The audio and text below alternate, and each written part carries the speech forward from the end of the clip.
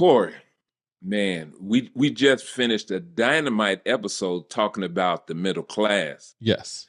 But it kind of ended on what we learned about money growing up. So I got to ask you, before I get into that, hey, Corey, now what's happening?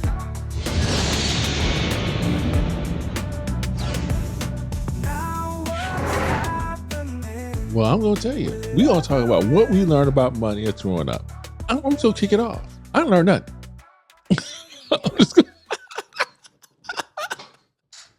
Same here.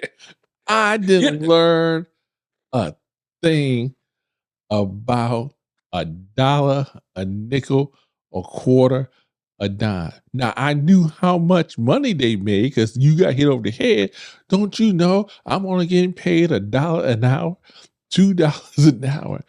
But the whole process of how you pay bills, manage bills, make money. No, the only thing I knew, grandmama had something under the stuff under the mattress, the box spring. My dad worked at the car wash and he made $1 an hour. Wow. And so on Fridays payday, and we had the kitchen table. So my mom and dad would meet. They'd sit down at the kitchen table. My dad had his head down, and all the money he had, he would give to my mother before he done took his stash out, though. But the rest of that he gave to my mother, and then her responsibilities were to pay the bills. And that's how it was all my life. Obviously, I wasn't allowed in the kitchen, but growing up, we lived in the projects, so you could see through the whole house. No matter where you standing, you could see the kitchen, and so I would see that. But there was never a conversation about money other than we don't have enough. You know what? That's the only conversation. Same thing. A little different though. A little different. I grew up. It was just me and my dad. I really didn't know. I had no idea. I know we had this little bitty house that we lived in. I know he went to work. I know he paid some bills, but he never here's the bills and I'm going to show you how to pay bills or something. Even when I got my first job, I remember asking, what do I do with this money? No, seriously, because remember, we wanted to work so bad to make some money. Yeah. So the first job we had, again, young folks, y'all know about cutting grass, raking leaves. We used to go from house to house, cutting grass, raking leaves, picking up trash, even to the point that this old school. You remember the bottles you used to take back to Jules to get the 10 cent? Yes. So yes, but no one really told me about here's a light bill or here's how much rent is or stuff like that. I do remember when I first got my first money, they took half of it. Oh yeah, you gotta pay a bill. You got a bill. You start working. So I know I got a bill, but that's it. No one knew anything. And now we can't fault our parents because they knew what they know. I think from an African American perspective, I think the worst thing we did was not share that information, making money secret to us as we were growing up. Because when we started making little decent money, we went crazy. No question about it. Just went buck wild. But you know what? I think too, regarding our parents, I think there may be some shame in that as well. Okay. Not talking about the money. I think there may be some shame in that because they weren't able to do what they wanted to do. We spoiled our kids. Oh my goodness. And we wanted to give our kids, the stuff that we never had, and we were fortunate to be able to do that. But our parents were not, even though, like my parents were better off than their parents, right? Yes. Yeah. Oh yeah. In a way, Yeah. in a Yeah. way, they were better off. But I think when they weren't making enough money, they felt a little shame by that. And the reason I say that is because my parents, they had a come up move. They had a come up move. My dad, he ended up getting a job at a steel mill, which he ended up working on that job for 32 years.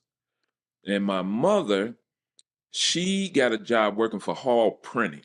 Hall Printing is the one that used to make Jet Magazine, Ebony Magazine, all that. She worked there for 30 years. And so we came out of the projects.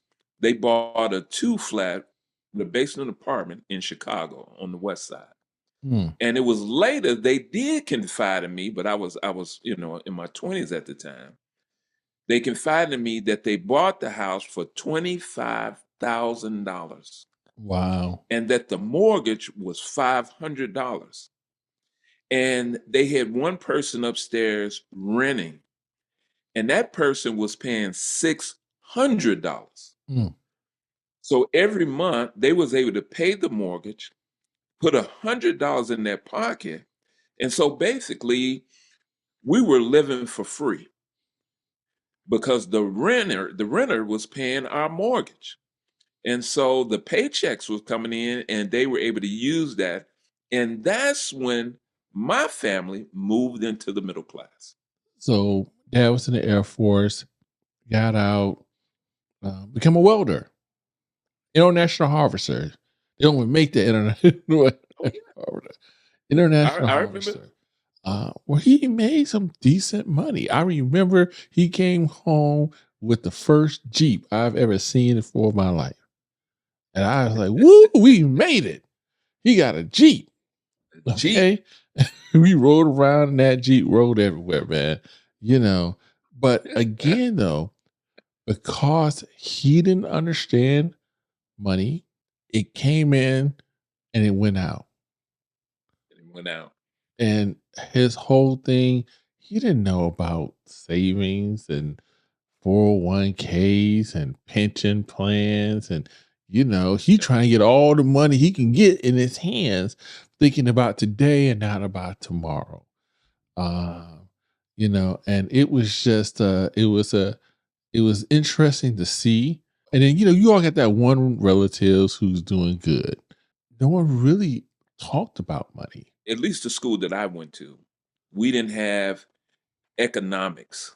We didn't talk about money. We didn't talk about investment. There was no classes to tell you how to pay rent or how to save for a home. There was no one there.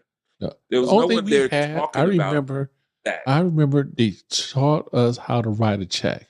And I'm thinking, Okay. one, I never even seen a check. So, I'm like, here's how you write a check. But that's it. I'm with That's you. really, I mean, they had home economics. They teach you how to make a cake. There you go. Yep, you made a cake, but no one really gave you the context of that. So, with that said, you have kids. You got older kids. You got younger kids. Especially now, with your daughter, just getting ready to be a senior. Do you talk about money? Do you explain to her about money? Do you give her scenarios about how money really works in this world? Yeah, definitely. That it's night and day compared to the way that I grew up. We talk about she's working, so she has a bill, and we let her know what money is. We let her know about investing, what compounding is as it relates to investing. We give her all the tools. But I must say though that young people today, because they've been because a lot of them have been spoiled, they grew up in the middle class. So they grew up in the middle class. I'm talking specifically about them, that group, that they have a, I don't want to say, they have a different feeling or a different understanding about money. Okay. They almost have a privileged type of understanding because I agree. they had the opportunity to do a lot more things, and they think it's normal. It is normal to them being able to go on vacations a couple of times a year to basically get, what you want, and that type of thing. And they see that as normal. But my daughter is learning. She's learning about spending her own money for the things that she wants. Unfortunately, though, the things that she wants are they're not cheap. they're not necessities. They're not necessities. You know what? That's a good. You know what? I'm glad you say that. I'm glad you didn't say cheap. No, not necessities. That's actually pretty good because there's a difference with Jackson. We start off early. We like, hey, here's a wallet. You clean up your room, you get $1. Yes. And when you want a toy, we go to Target. Well, you got money, and then if you have enough money, you can buy the toy because. I remember I think he was like 5. We were like, oh, here you go. And he got to the point where he just thought we was an ATM at 5. Yeah. Oh my goodness. He'll break a toy. Oh, give me another toy. I'm like, oh no, we got to stop that right now. Yeah. Hold up. That's $25. You just breaking toys and stuff like that. You just breaking toys. Yeah. On purpose. Thinking that we're just going to automatically replace it. So, we try to involve him. We try to say, oh, this is how much stuff costs. This is expensive. This is not. So he can get that gauge because, man, it's hard, especially as they get older, like you said, about necessities. What is considered a necessity? What should you be spending your money on? You should be using your money. And unfortunately, now we in the age of, again, we was growing up, there was no ATM. There was no debit card. There was none, all these fancy, what I call things for you to spend money. You had your wallet and you had the bills.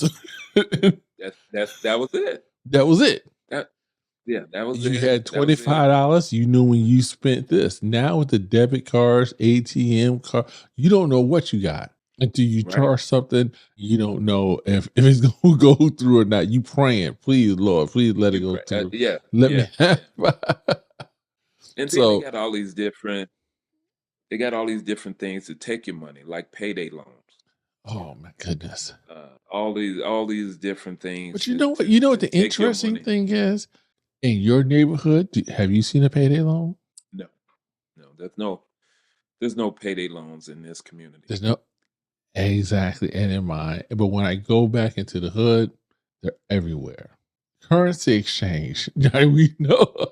No. Some of you guys know.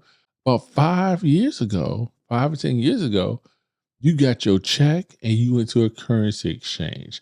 And that currency exchange cashed your check and took 5 to 10% off of your check. Yes. You paid your bills where? In a currency exchange. In the currency exchange. You renewed your license plate where? In the currency exchange. Yeah. All right. You put the deposit. Now, this is when you go old school. You had ComEd. You had to put a deposit down in order for them to turn on the lights. Currency exchange. You bought your stamps. That's so sad. Now, everything I'm saying had a transaction fee associated to it. Everything. It was ding, ding, ding, ding, ding. You went in there. You had a check with $500. By the time you left, you had $5. $5. Now you come out that boy looking crazy. I've been there. Yes. Been there, done that. You come out there looking crazy, like what just happened? What just happened? And then you thinking about how am I gonna make it to work next week? Again, guys, we're just talking about what we learned. We're the reason why we wanted to do this show because we wanted to reflect back, but we also wanted you to think about it and for you to spur conversations with your children about money. Yeah, don't wait. Don't be ashamed. Let them know right off the top what's going on. Obviously, when they get to a certain age, but let them know in a way that you can tailor the conversation for Yes. their age, and use things like what you said. Maybe teach them about that you have to work for things to make money. Yeah. Money is just not given to you freely. Especially now. Especially now. Oh, I mean, okay, thank let's say you have a 16, 17-year-old making $15 an hour. That's a lot of money. yeah. I remember It's making, it's it's a lot of money. yeah. It's a lot of money in the context of just, you know, And this teenager, they're making this and they have no context of, wow, how much it costs right, to live. exactly. Because they're What's living at this? home with mom and dad or whatever. They're living at home. They really don't have any bills.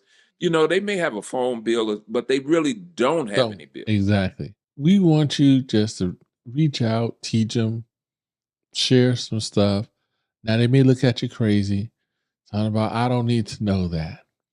But believe it or not, believe it or not, the more you share about financial literacy, because that's what it is, the better off they are when they get older. Again, guys, talk about money. Let's be financially literate. And again, stay tuned to what? Now What's Happening. Now what's happening?